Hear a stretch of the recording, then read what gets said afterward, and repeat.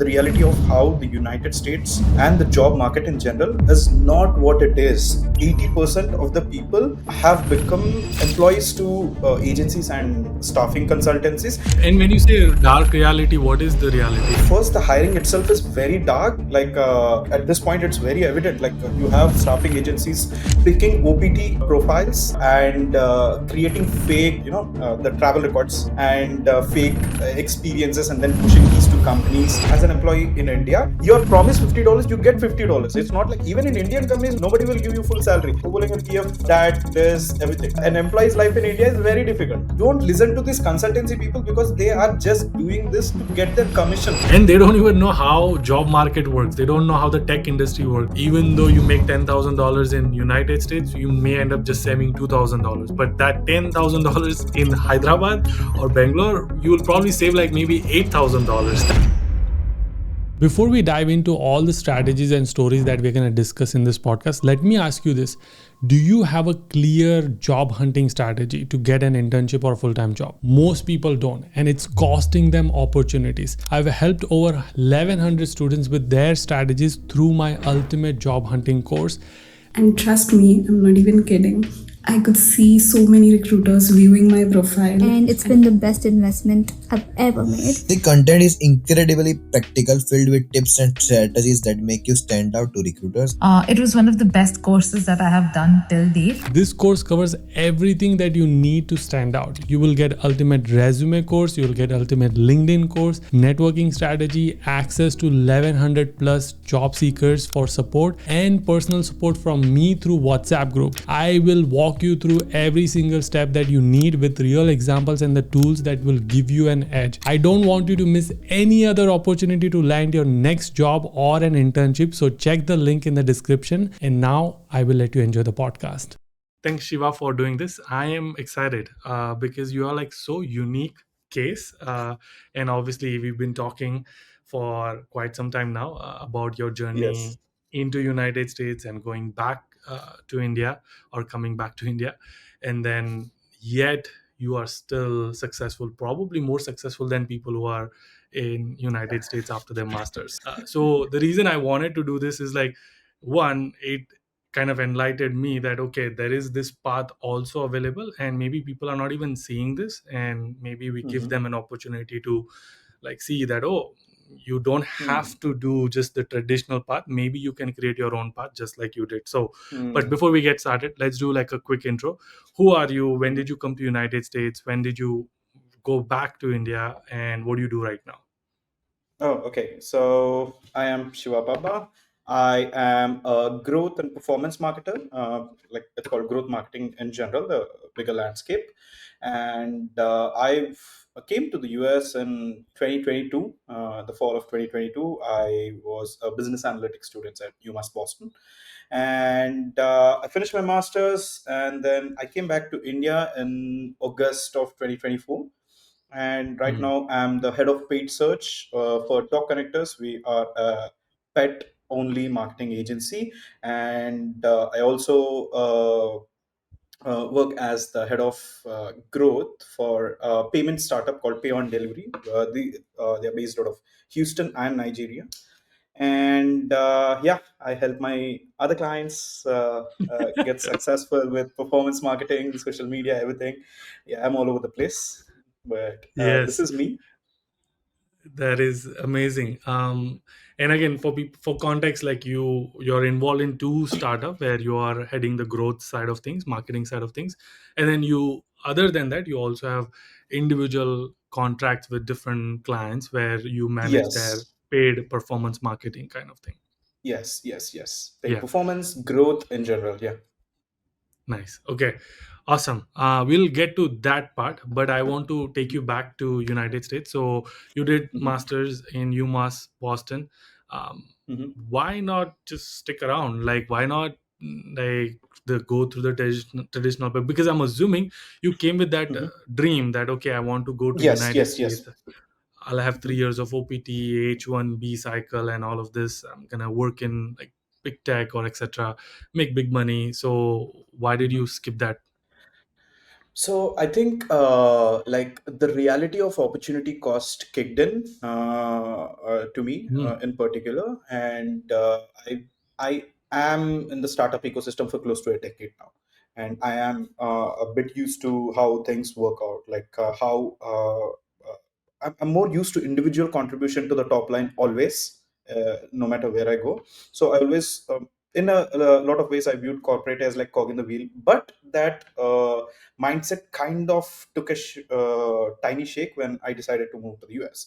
And I did my business analytics. I briefly wanted to get into corporate. I did interview, and but I that's when I saw the stark reality, the reality of how the United States and the job market in general is not what it is even as early as 2016, 2018 also. So it's Hmm. like it's taken a seismic shift with the advent of not just the technology and how individual contributors are increasing, but also how the tech is shifting here in India and the market in general. And Hmm. then I saw that like there is going to be an early wave of adopters of people trying to make the mark in India, or the global markets from India. Hmm. And just like how people used to go to the US in the 80s and 90s because they knew that these are the early adopters of the tech industry, right? So similarly, the early adopters of the AI driven and um, the consumer economy in India is starting now. It started like 3-4 years ago, but it's starting now. And then I realized that in the thicket of 2023, right when I was about to finish my graduation, and then I was getting into the job market. That is one of a big reason. And the other big reason is the job market in general in the US has gotten so murky over the past 2 decades at least, and more so in the half decade. It's become in a unimaginable way. I think I was even talking to a friend. It has become to such a level that to like 80% of the people have become employees to agencies and staffing consultancies. Hmm. And the dream of, like, if this was 2010 or 2012 at least, you used to think, I'll go to the US, I will get into a good university, or at least a tier 2 university. I will find a job because companies are hiring, and then I'll get into that company and work for there. And then that is the career side of things. And then the visa is Hmm. usual thing. But Hmm. slowly, the big companies started outsourcing their hiring to prime vendors, right? And that created a very murky market. And it's the dark reality. South India, particularly Hyderabad, is very guilty of it. Like, you can find at least 200 to 300 companies of just staffing agencies alone. I personally know at least 15 to 20 companies. Hmm. And it's become so bad that if you are a Telugu person or a South Indian person, and if you go to a family function within the United States, the conversation is, who is your client? They don't ask for what company you work for anymore. Like, that is what, if you're in corporate, it's like, what company you work for. But no, who is your client? That is how employment in tech in US is shifting towards, or has become, which is very Hmm. scary. So you're not here to just make a dollar. Hey, before we move on to the next part of the video, I want to quickly talk about our newsletter community, which you can be part of absolutely free.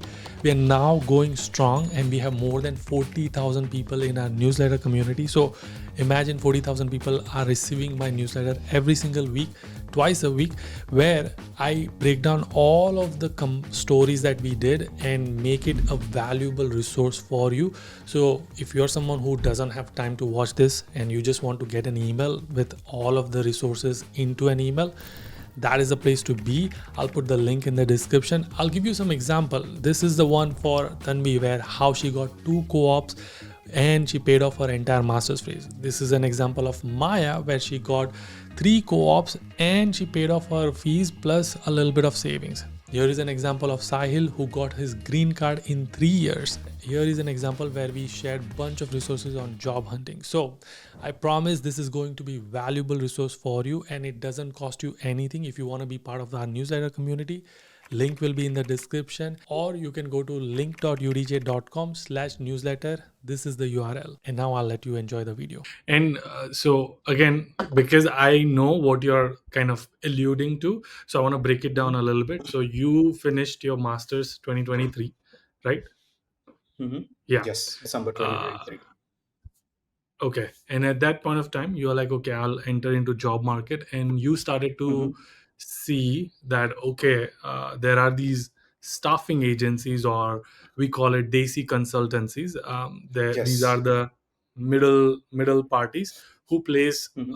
like a lot of people to their clients, and these Mm-hmm. clients are big clients like Facebook and Deloitte and all these Yes. big companies, right? So Yes. so Yes. you are saying that you saw the reality of like how less and less it is direct hire, and more it is hiring happening through agencies. Is that true? Yes, yes, yes. Like a good chunk of Indian immigrants are not like maybe the cream layer are working in full-time jobs and good companies. Even mediocre companies, the full-time jobs, you don't find a lot of people. Like it's only the cream talent that's working. Like almost 80% of the people coming in here, they come with a deposed mindset that I'm gonna finish my job, I'm gonna join a consultancy, either my friend or my uncle knows, and I'm gonna be a cog in the wheel wherein I get pushed to a client, and it's a very dark reality. And like if the government decides to crack down on it, it's gonna hit very hard. People are not And realizing when it. you say dark reality, what is the reality? Is it the payment structure? Is it the the work culture, or is it the like getting so juiced out of the employee, but the middle part is like enjoying? Yes, yes. I mean, it's in two front. First, the hiring itself is very dark. Like at this point, it's very evident. Like you have staffing agencies picking OPT profiles and creating fake the travel records and fake experiences, and then pushing these to companies. And then that's a very big quagmire. I'll get to that in a bit. Again, Hyderabad is a very big hub for that, not just for hiring but also outsourcing your work, and Hmm. like the tech work of an employee. Like, if a company outsources, it's a good, like they are doing it for the economics, but an employee after joining a company is outsourcing at work, which is a very dark reality. Wow. Okay. So you are saying, let's say I got the client. I, as Yes. a student who's on OPT, I got the client through a Desi consultancy. And now because they are marketing me as like 10 years of experience, and I 14 don't have years 10 Yeah. years of experience. Yeah. Yeah. So you're saying that they also have a back staff in India or somewhere else. Yes. And they're making the work do by these people. So still the whole engine is flowing. Yes, it's gotten to a scary point. They will do your interviews via proxy. They will get you placed with fake experiences. After you get job, since you cannot manage, they will also provide you, like it's like post sales experience. Like they'll give you. I'll also give you a support guy who is gonna sit somewhere here in India and then do your job on a night shift. You pay like 20% of that, and that 20% of it is not even the starter of it. Okay, I will tell you the story of like one typical person who might get into this job market. Let's say a person A has finished university, and then by default, like it could be tier 2, tier 3, and they join a DC consultancy. And again, the living conditions in these consultancies are very bad. Like you have 2 3 rooms. This is very prevalent in Texas, Houston, all those areas. Like you have at least 6 to 10 people living in that room. Every day they go to the consultancy office, DC consultancy office. They prepare these resumes, fake resumes, they apply, they do proxy, whatever, they get a job. Okay, fine. Itna kar liya, you got a job. But what happens afterwards is the payment structure. So the way these DSC consultancies operate is you have the client, the major, the where the actual person works. This could be Facebook, Google, or Deloitte, or whatever. And then these clients outsource their hiring to someone called as a prime vendor. Now, this Hmm. prime vendor will start reaching out to all these middlemen DC consultants, the actual DC consultancies, saying that, we have X number of openings, and we have we need X number of experience for these candidates. These desi consultancies, they scram. It's like a kind of a bidding war. How the bidding happens is, let's say Facebook releases $100 per hour as a pay structure, and the prime vendor is like, I'm gonna post this as an $80 per hour job. Now the DC consultancy picks this up and says that, I'm gonna help you crack this job, but no matter how long you are in that company, be it 15 years or 20 years, you're gonna consistently pay me 20% of your paycheck, which is like a haircut. And so that $80, the 20% of it gets to like some 64 or something like that. So this guy, the one who actually gets that paycheck after all the trickle down effect, will get $64. If he is not as smart or not as talented and needs to get a support, he'll again pay a $10 to that guy who is going to support him, like by actively doing some screen share, double laptop, Facebook, like the type of jugaad they do is insane. Now in Oh hand, wow. he has close to 48 or $50, which is like the basicest income. The worst part is, on paper he has high, so he's gonna go file H-1B, and then he needs to start paying tax on his actual income. Now I Oh. don't know. It's like, is your life for Instagram, or I don't understand. So this is the reality of like a lot of people I see, and I personally know my family. Like, it's at this stage, why even bother? So But then, what is the other options? I mean, of course, one is directly working for the mid-sized company startups or like an actual big tech companies, because there are, like you said, 80% of the people might choose this route, but then there are 20% yes, who will do it. yes, So what would be the alternate path? And I know you took an alternate path. So in your yes, case, you got you almost joined consultancy because you saw all of yes, this and yes, it was like, yes. oh my gosh, I don't want any of this because I want freedom and peace. So then you shifted. Is that what happened? Yes, and I think the shift happened like for the FY 2025. They took a second lottery, and I was one of the 4% people whose H-1B got picked. And then that dark reality hit in, like, oh my God, if I do decide to get into corporate, because I'm a startup guy, like I'm used to moving the needle. Like, if you need to get into full time, again, that's the visa thing. I don't need to speak about it. Like many experts before me have already spoken about it. But the job thing, I realized, do I need to fight two battles by leaving a greener pasture? It's not about just fighting these battles, but I have an alternative greener pasture. Now, coming Hmm. to that, it doesn't matter if you belong to the creamy 20%. Yes, you have done the hard work, you are working for a good company, great. But for the other people, I don't think you're skillless. You're just going after the wrong skills. Like, no one needs a 100,000 more Java developers or .NET developers right now.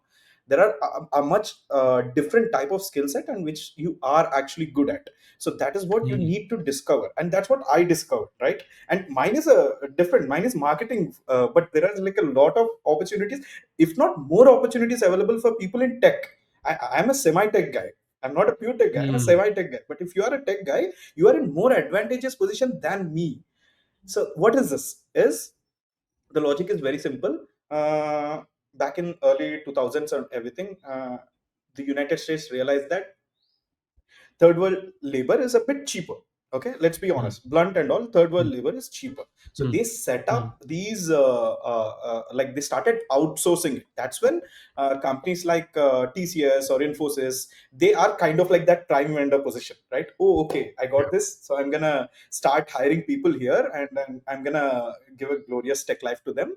And for $100 if they pay, these guys will probably pay $20 or $30 in conversion currency. So a full stack developer in Infosys will cost you like 24 lakhs, but then they probably bill the client some 100K or 120K, or else less than that. So that has been the case. What changed is COVID. Even Hmm. before COVID, things were moving, but very innovator level, not an adoption level. So COVID democratized the internet in India. Hmm. And the first people to realize are the growing startups in America, not the Hmm. corporate, not even us Indians. So they realize that. So now you have a lot of these 1 to 10 companies, not 0 to 1 companies. Again, I'm going to come back to this. Never go put all your eggs in a basket for a 0 to 1 just new startup. 1 to 10 companies are who have found their product market fit and they are scaling. So they know Hmm. that they are serious business, right? They have the Hmm. money, they have the money to invest in good talent and good resources to grow. So these companies, what they decided is, I need to grow, I need to grow fast.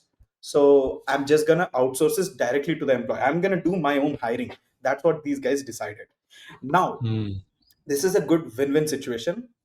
Like in the US, you go for W2, the full time, but here they just go for the 1099, the independent contractor role. So that is the Hmm. only difference. If you're in the US, you're a W2 employee, you get dental, you get medical, everything. But at the same time, you're also paying the tax.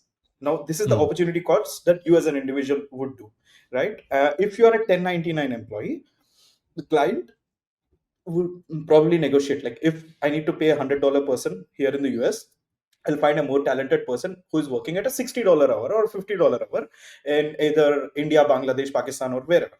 And they are Hmm. gonna do much more dedicated work for me.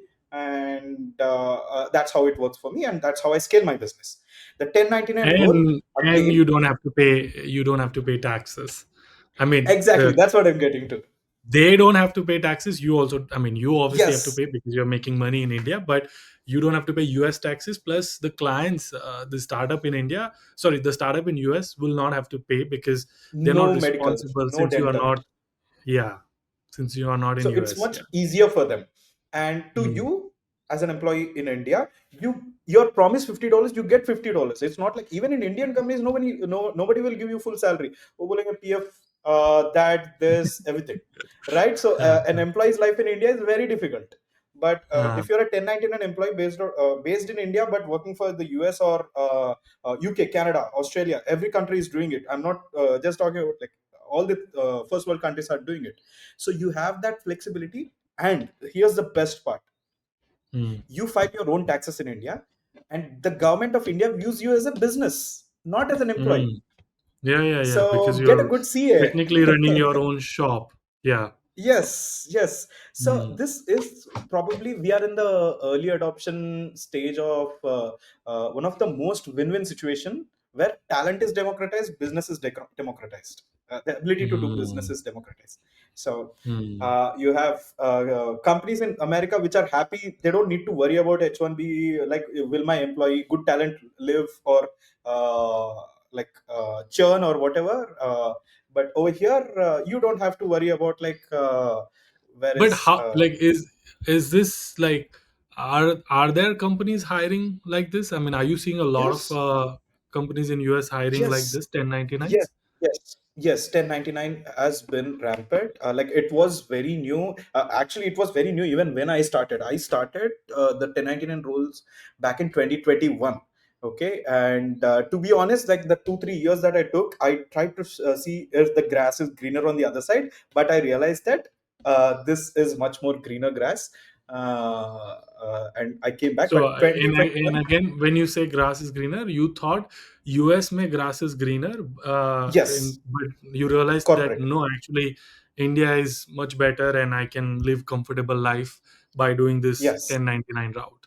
Hmm. yes. So, And like, I also have tax flexibility.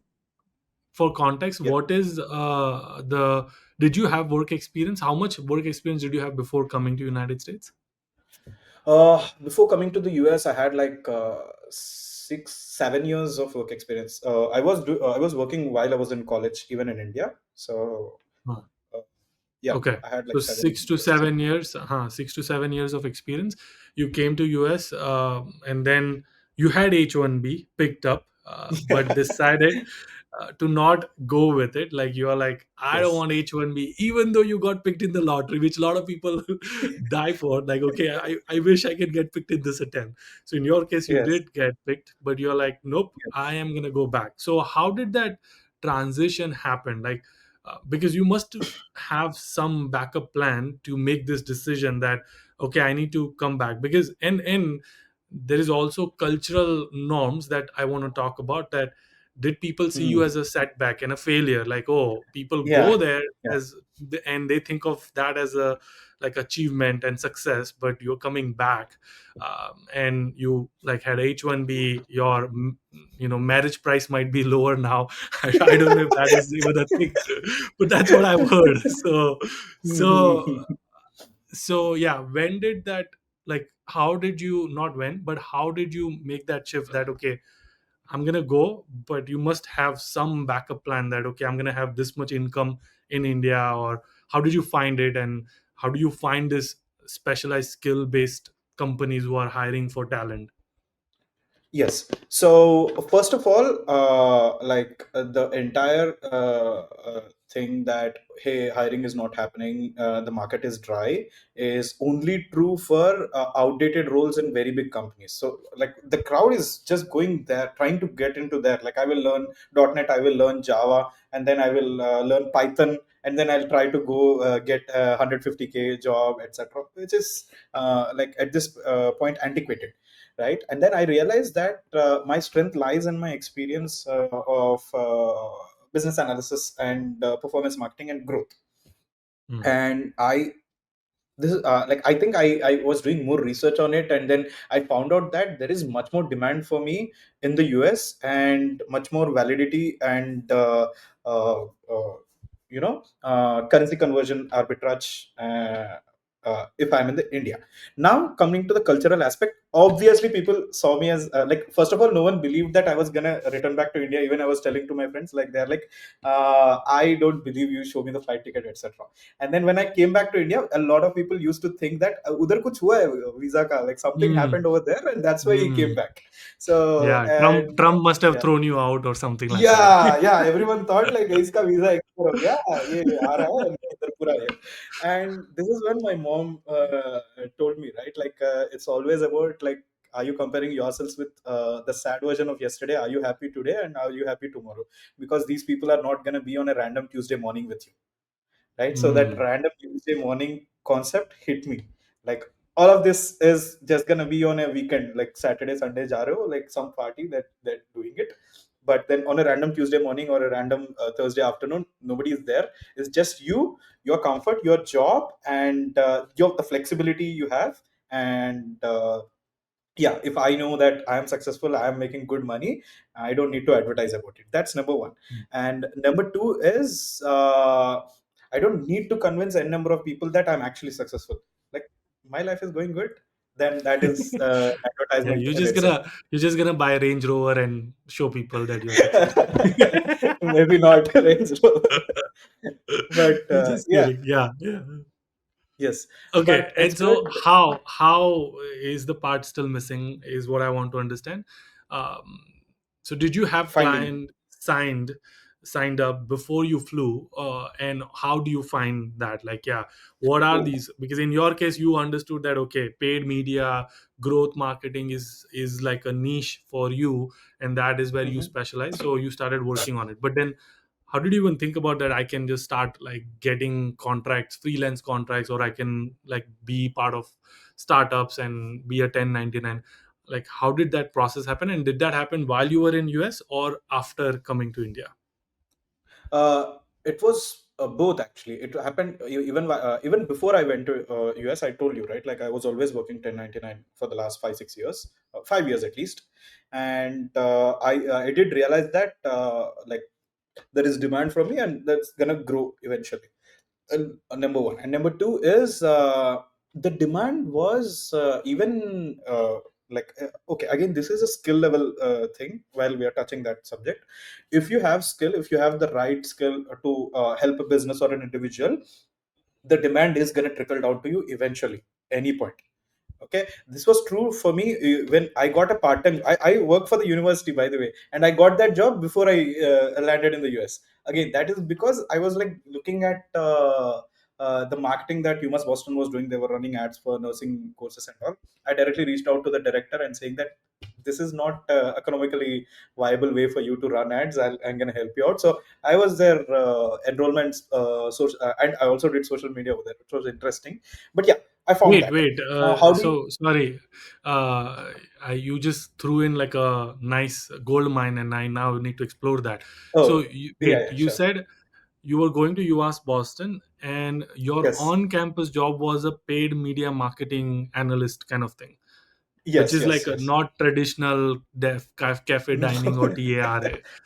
no, no, no. So and the way you approached this was very interesting. You saw their ads, and then you, so how did you reach out to the marketing team saying like, hey, these are shitty ads, I can do better? Yeah, uh, that's actually what I did. So, like, I didn't know if that was a protocol. I was just like, okay, I'm just gonna do it like hua to hua. So I was like doing ad spy on all the ads that UMass Boston was running just to see what kind of stories. I saw that like UMass Boston is big on nursing geriatric courses, and they were doing a lot of ads over there. That's the only, like, everything else is outsourced, but just this one they run it themselves. And then I was like, I did a nice presentation and like, hey, your ads are bad, and this is how you make it better. And then I directly emailed it to the enrollment marketing director, and she was a very kind person, and she's like, I want to do this better, let's have a call. We had a call while I was in India, and I hmm, approached this as, so don't approach jobs as like a job. Just approach, because companies are also treat them as living entities. That could be your university is also a company that is going to hire you. Living entity hmm, has a problem. How are you going to solve it? For me, it's marketing. You might be a designer, you might be a developer, you might be some other profession, but everyone has a problem. If you can find that and come up with a genuinely your solution might actually move a needle for them. If your solution is not moving any needle, there is no point. It's just like false advertising. You'll be kicked out in a day hmm, or two. So I did hmm, that, and I reached out to her, and then she's like, let's have a call. And then I gave her this plan. She's like, okay, fine. Here's how we're gonna do. This is how we do student employment. We did this, and within a month of me landing, I got my SSN also, which was very fun. And after that, I saw that their social media was also not doing great. And then I'm like, this is hmm. the plan. I actually went, I shot the videos, like even in Yuma's Bottom channel, you can see me carrying around a camera around the campus doing the content, like their social media strategy. I'm like, okay, let me do this. And then, yeah, it was good. And that was your on-campus job. Yes, that was my on campus job, social media and marketing and paid marketing. It was a And mix. it's such an untraditional path, and I love it. That I'm glad that you explained this. Have you seen this working for anybody else? Yeah, a couple of my own university friends, yeah, it worked out for them. There were some people were doing graphic design, different departments. A university is like a very big organism. Each department does its own hiring. So, Hmm. no So matter how, same kind of approach, that hey, your yes, graphics sucks, look at this, there's a font issue, yes, there's a color issue, alignment issue, and here is how I would redo it if I were to redo your thing. And then yes. that kind of led into an So opportunity. this is an Hmm. advice to students. Don't be, I know, like, don't do free work, but at the same time, don't be afraid to do free work to show your potential, Value, right? yeah. So yeah, like if Hmm. you can't do some free, like thoda free work karna, like how will they know, like you are a stranger to them? How will you know, Hmm. how will they know that you are actually gonna add value to them? Like, do some free, like at least like a sample, do a free sample. Then they will know that, Hmm. okay, this guy or this girl has potential. I can leverage them. They can help me. I can help them. Until then, Hmm. like, just a resume is not gonna cut it. Now more Hmm. so ever, resume is not gonna cut it. Proof of work is the only resume that you'll ever need. And as Hmm. companies are getting more and more democratized in their hiring process, resumes are not cutting it. You Yeah. can fight an ATS only for so long. Yeah, 100%. Yeah. So one of the things you mentioned, which is another thing that I talk about a lot in my video, is to get out of your apartment and to get out of your rooms Hmm. and actually utilize the location. And one of the reason people choose like UMass Boston or NU Boston or all these big name branded university because of the location, but then they don't even take advantage of the location. In your Yes. case, you Yes. were involved in the startup ecosystem where you were going to the events, meeting the founders, meeting the CEOs, so then they become your future clients. Is that fair? Yes, yes. Like, networking is gonna be your biggest ally when you are away from home. I'm just gonna say away from home. It could be. within India or out of India, especially in the US, it's big. Okay, that's number one. And networking is not just passing business cards, it's like passing value. Like if you don't pass Mm. value, there is no point. Like, why should I remember your name? Like, oh, I know you because you're a good VR developer. You've shown me some of the things that you work. I know you because you're a good designer. I might be, you might be useful to me. It's always like how can this person or this profile be useful to me? So that's the approach. And that is point number one. For that, I did multiple things. I used to be involved in the UMass Boston startup weekend. There was a startup week going on. Okay, so I was involved in that Boston, and it's in Mass Avenue, very great. And I was also involved in our university's business fraternity. It's called Delta Sigma Pi. I was briefly their VP of professional activities. So that position was Mm. good because like we were trying to actively get speakers and people to get professional activities done within uh, the university. So pick places where you meet people of value. And Mm. this is a very interesting take that I have, is that don't be afraid to study in cities. One Mm. common thing that consultancies keep telling you is like a rural, you like some remote areas or something, the cost of living is low, finish your education. They are trying to fill you with the idea that you're not going for studies, you're going to do some part time which is of no value, very risky to you. Why are you even doing it? But if you are in the city, yes, there is a tiny there is good chance of burning money, but at the same time that money will give you warmth of networking. Like you are in the vicinity of meeting good people who will actually add value to you, your profile and your future. So Yeah. go, it's okay. Like if you've already decided to take the leap to come to the US, so why are you playing a safe ball game? Get to Mm. good events, meet good people, people of value, listen to their advice, listen to their expertise. Like they have been there, done that, so they will tell you more. Be in the vicinity or listen to the advice of people who have gone there, done that. They have been there for a decade and a half. They have done it already, so that you don't have to do it. So Mm. don't listen to these consultancy people, because they are just doing this to get their commission, right? So Mm. after they get their commission, they'll probably not pick your call or whatever. Like ask any And of your seniors, like just pick up the phone. they don't even know how job market works, they don't know how the tech industry works, so they don't know No. what networking even means. So they are, yeah, you're absolutely right, they are just pushing you to for their commission, and once they're you are there, you are nobody, you are alone. So yeah, I Yes. totally get it. That. And I would also add another point is that yes, I agree on the big cities only if you are going to take advantage of it. Because what I Yes. see is people are in San Jose State or people are in like NYU, but they are still not going out and actually attending those events. Because then what's the point? Like you are as same as someone who's studying in rural areas, because you're also just sitting in your apartment, they're also sitting in your apartment, you're not taking the advantage of the big city. So go out and be uncomfortable, meet people, and that is how you will actually build your network. Yes. And the part of that is like you think that you figured it out, but Hmm. before you move to the US, like this is for a bit of an advice for people who decide that like, oh, okay, like by the way, US is still great. Like it's just that you're not looking in the right direction, that's all. So it has one of the biggest tech companies there, and then they constantly need talent. But do not Hmm. be discouraged by the people who are trying to push you Python and .NET jobs. No, that is not why you are trying to come to the US. You are coming to the US to build a good tech career. That's as simple as that. Like most of the people, they want to come build a tech career. But your advice should come from people who have been there, done that, not from people who are trying to push a university application down your throat.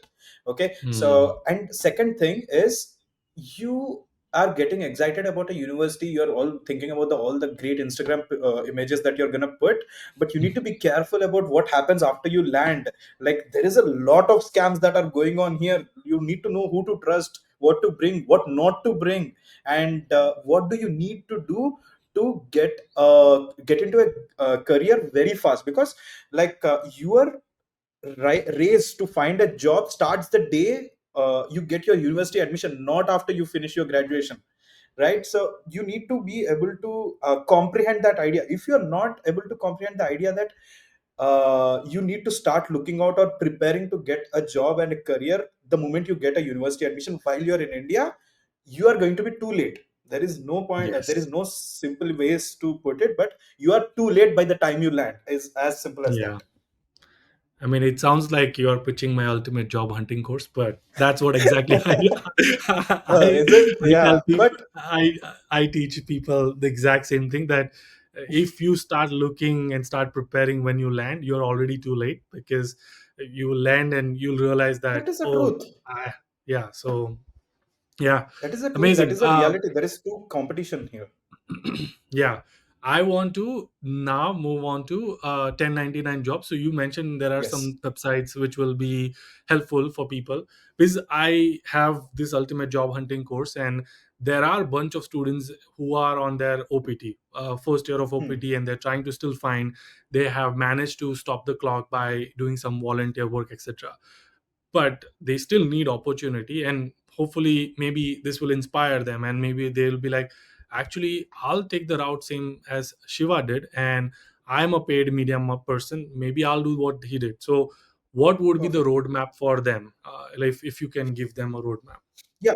First thing is that you don't necessarily have to move to India. You can do 1099 while in the US only. Like First year of OPT.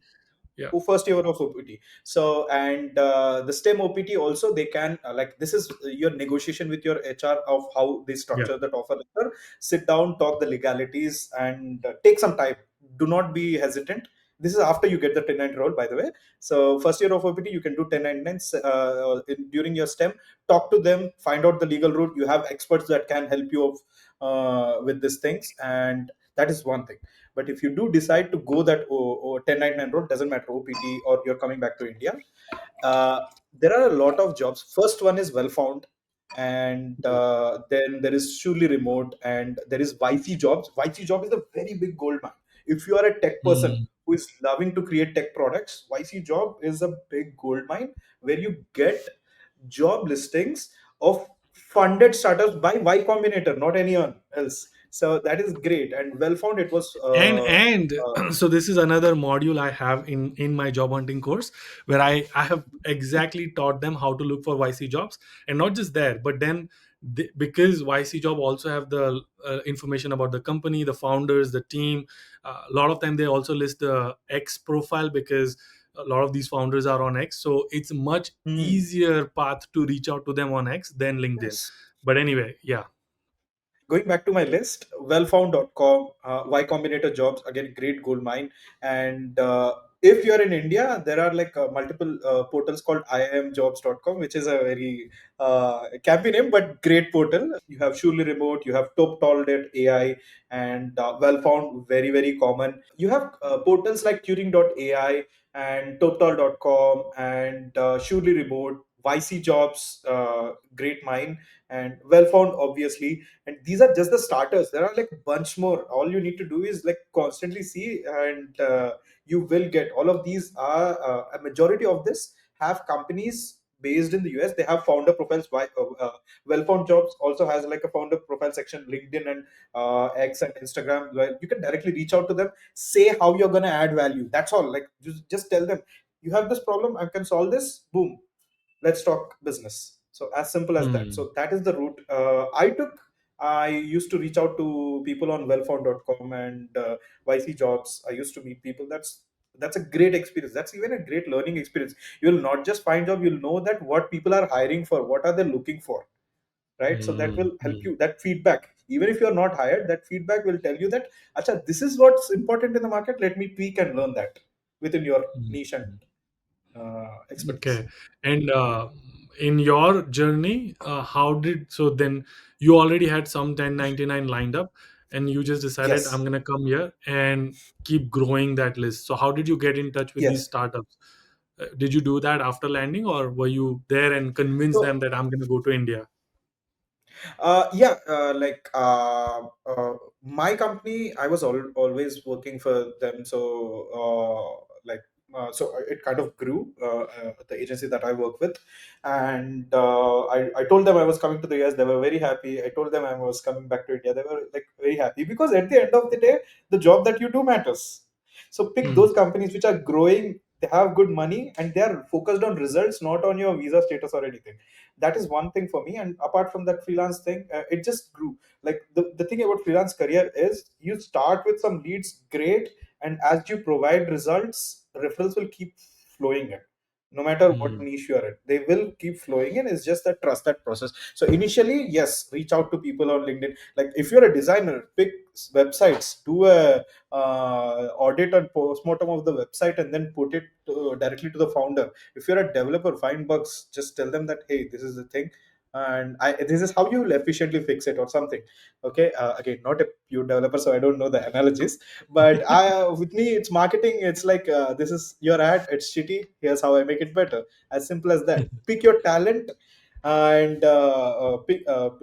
like start finding companies, start finding their faults, start finding their fixes. Step number 4, and talk to the founder. Step 6 is probably a good offer that's gonna relax you. And how did the conversation happen? Like, I'm gonna move to India, or they didn't care where you were in the world in the first They're place. okay. No way. So that is the beauty of these roles. They, the moment you start, is they don't care if you're in Maldives or in the Swiss Alps, Hmm. unless. So this is a bit of a con, but I think everyone can live with it. Is that you need to be available to them in their time zone. Okay, with me it's Hmm. ESTRs. With someone else it could be PSTRs, and for some other person it's like the Melbourne, like the Australian working hours.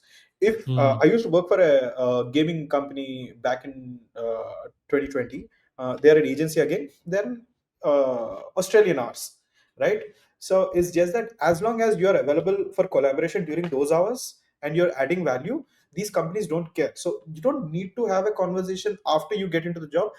That's a bit risky, but the best part is find jobs that do not need you to have these conversation. Where do you find them? With this list. Most of the companies Hmm. do not ask any questions in this list. So, would you recommend these people who are on first year of OPT, or maybe they are about to graduate and they're not able to find a full-time job, would you recommend them to stay in United States, get something like a 1099, and then have the conversation that, hey, I'm gonna move back? Because other thing with moving back to India is like you'll save a lot, especially if you have Hmm. a family and if you have a home. You Yes. again, even though you make $10,000 in United States, you may end up just saving $2,000. But that ten thousand Yes. dollars in Hyderabad or Bangalore, you will probably save like maybe $8,000. so Yes, yes, yes. so The currency yeah. arbitrage is really crazy. And so I'll start with the first part. If you're in a CPT, or like if you're a university student, do not delay and start, don't focus on big companies. Like if you have some experience in smaller companies, that's genuine experience. You can, like if your dream is getting to big companies, you will get eventually, because you have skill and work experience to show for, right? And Hmm. the good network that you develop with by working in this company. Point number 1. And point number 2, this is more advice for CPT and OPT students, people who are actively studying. Start finding these 1099 roles. Once you have a job, then you can decide if you like again, you want to have that conversation with that person, or you want to move back. Then the choice is in your hands. No one is going to dictate Hmm. that for you. At least you have a job Hmm. now. That, oh, okay, if I do decide to go to India, I at least have this job. I at least have this starter network that is gonna get me there. I at least have a roadmap that this is how I'm gonna do it.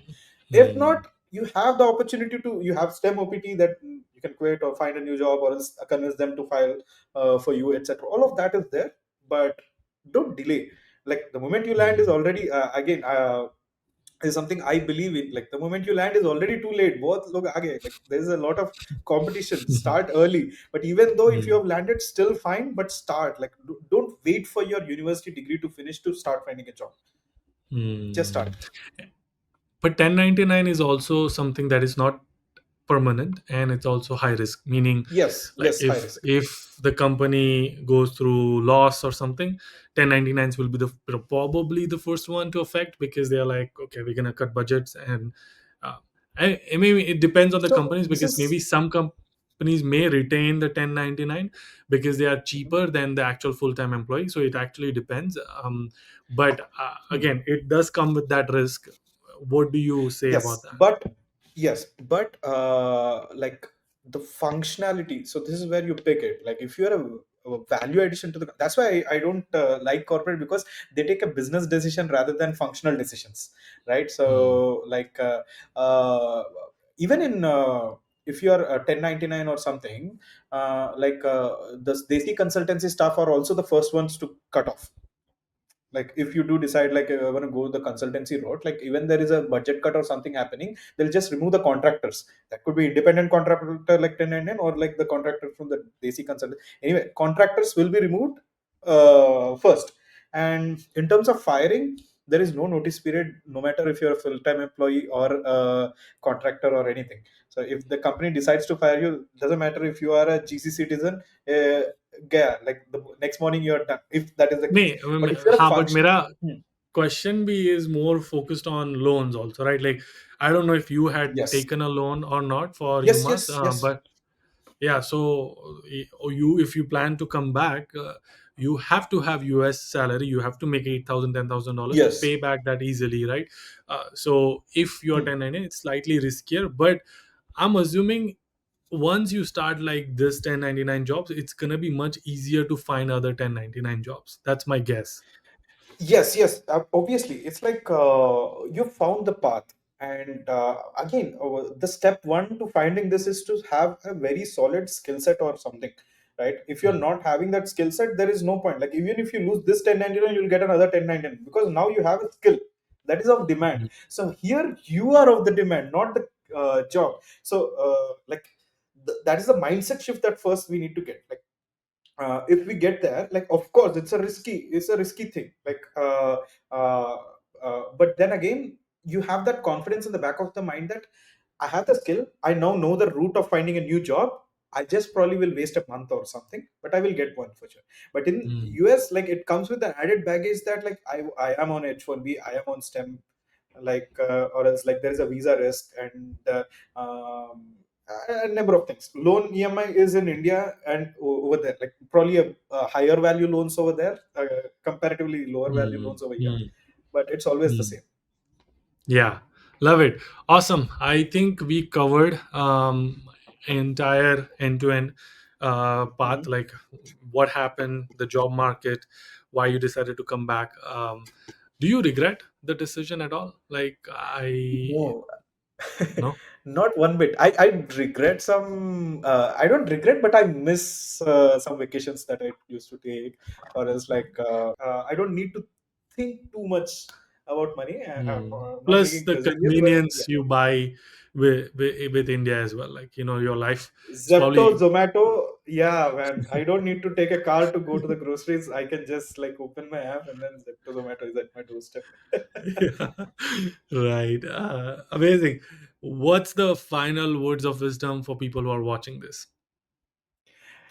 No matter where you are in the world, like you decide to come to the US, or you decide to come back from the US, or you decide to stay here, the first thing that you need to crack is skill.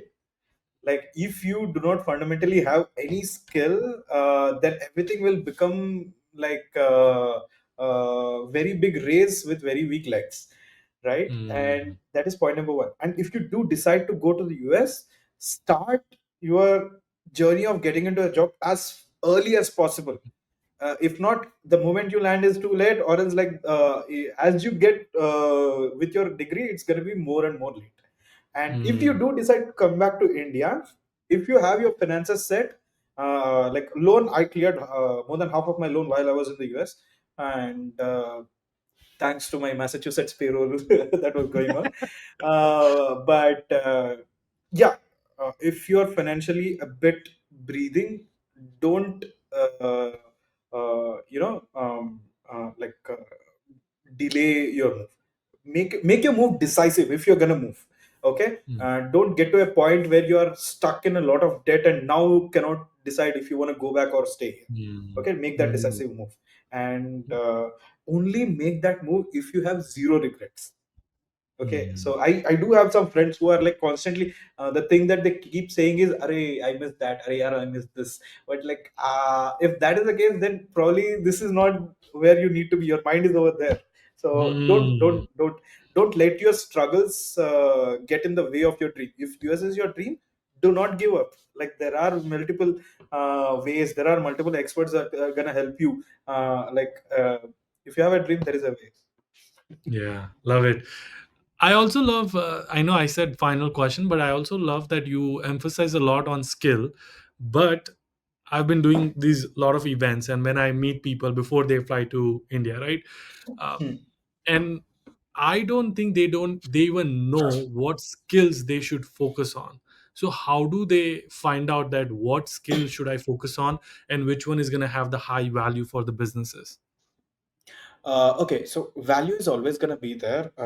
Like even if there is like, don't go for skills of value alone at the beginning, because there is great money in cloud, and then you decide to make cloud your passion. If you do not love it, you are not going to wake up at 12 a.m. to watch an interesting video about cloud. No, so there is Mm, never going to be interest if you are going after money centric things. So first, again, this is like video games. Play 5 video games, and then you'll pick a game that you love. You're a student, try out this, try out that, like pick 4 to 5 skill sets, and you inherently at this stage you know what branch of skill that you're going to get it. Like maybe you're good at art, or maybe I want to take a very random example of a creator. Okay, but he's known for his vlogs in the US. Okay, so he is an art student, so he's a PhD art student, but he's always crawled online for all these videos, and then people are like in the comment section saying that isko kaisa visa mila, that this that. But in reality, that guy is getting a doctorate in art. He is a beautiful artist who sketches and all, and his plan is like, I'm gonna be here for 5 years, I'll go back to my village, I'm gonna pursue arts or anything.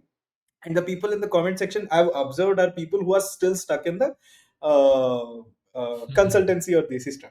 So the advice to the students is, money will not decide that passion. Like you love, like maybe you love art, that is your skill, just sharpen it, there is good money in it, right? So and then like design again, like maybe you love designing, try it out, play that game for a week, then you'll know if you love that game or not. Then switch to a mm, new game, then you play that for like at least 1 or 2 months, you'll automatically know that this is something that I can learn. Once you decide your skill, there are multiple experts, there are multiple courses on mentors who will help you level up. And then there are like open source, like now everything is open source, like you can build your project or anything, and then like you will find your route. But first, find your skill, and you find that skill by playing treating these as video games. You play 5 games, you'll find mm. the game you love. Nice. Love it. I love this. Again, Shiva, thank you so much for doing this. I can't wait to bring you back. I'm pretty sure people will have a bunch of other questions. And if they have, we'll look at the comments and maybe we'll do another podcast round two of this. But until our next one. Keep smiling, keep hustling. Nice.